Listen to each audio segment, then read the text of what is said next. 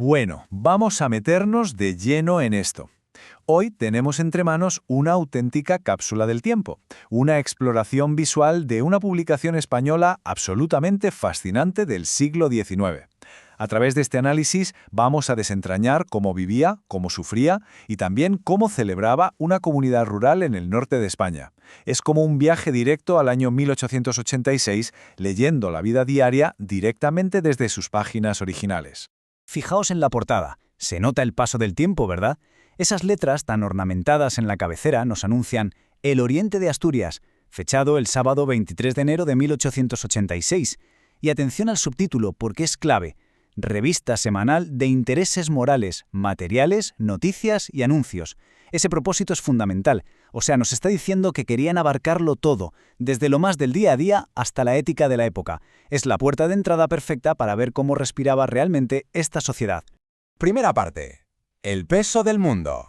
A ver, antes de entrar en noticias o en comercio, tenemos que ponernos en situación. La naturaleza en Asturias no era solo un telón de fondo bonito, era un jefe implacable. Hay un ensayo en estas páginas titulado La vida del labrador, que lo clava con una metáfora durísima. Compara al campesino con una abeja, pero claro, con una gran diferencia. La abeja al menos tiene la colmena gratis donde fabricar. Al agricultor, en cambio, la sociedad le quita el fruto de su trabajo interminable y encima le paga a menudo con ingratitud. Es una imagen brutal que refleja perfectamente ese sentimiento de labor interminable y poco agradecida de las clases trabajadoras rurales.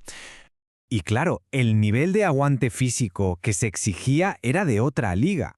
El texto nos detalla las inmensas penurias de las mujeres en el campo.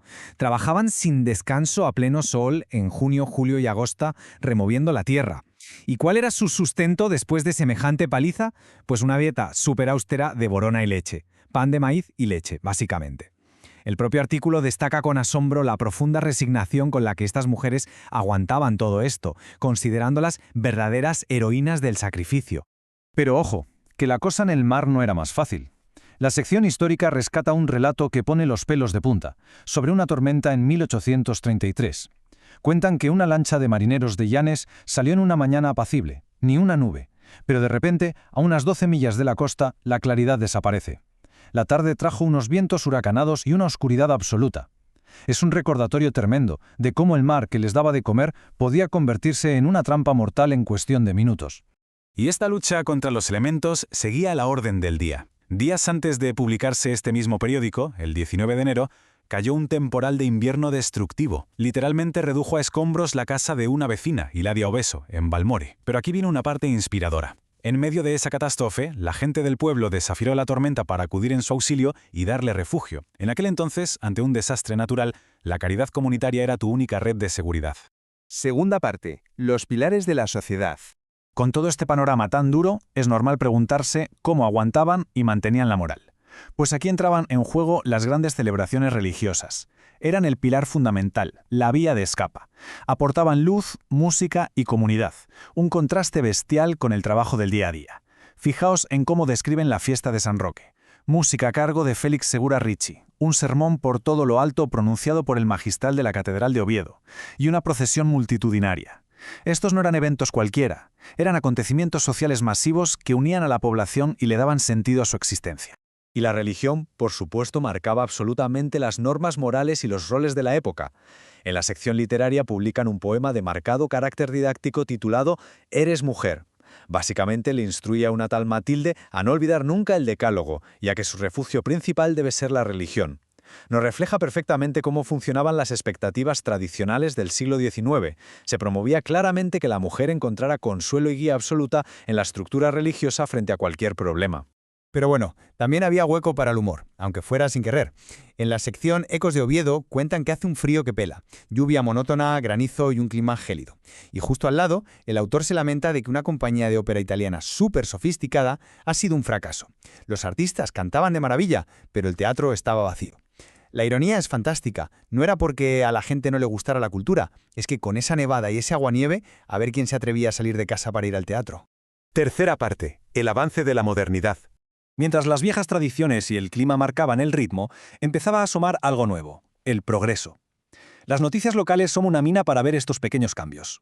Por un lado, anuncian progresos tangibles, como la aprobación de una carretera nueva en Ardizana, vital para conectar la zona, y por otro te sueltan el cotilleo del día. Un transeúnte se chocó de frente con una mujer que caminaba oculta tras una enorme cesta de mimbre, y el pobre acabó con la ceja magullada. Es esa mezcla genial entre la vida costumbrista de pueblo y la infraestructura moderna que empieza a llegar.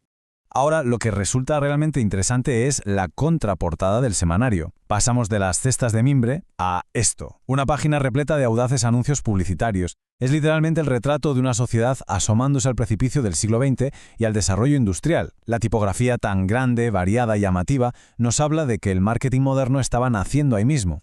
Si nos fijamos en detalle en los anuncios, vemos exactamente qué innovaciones estaban llegando. Tenemos a Deutsche y compañía vendiendo petróleo refinado. El petróleo, una fuente de energía revolucionaria, indicando la transición en la iluminación. Luego está la Unión y el Fénix español ofreciendo seguros modernos contra incendios.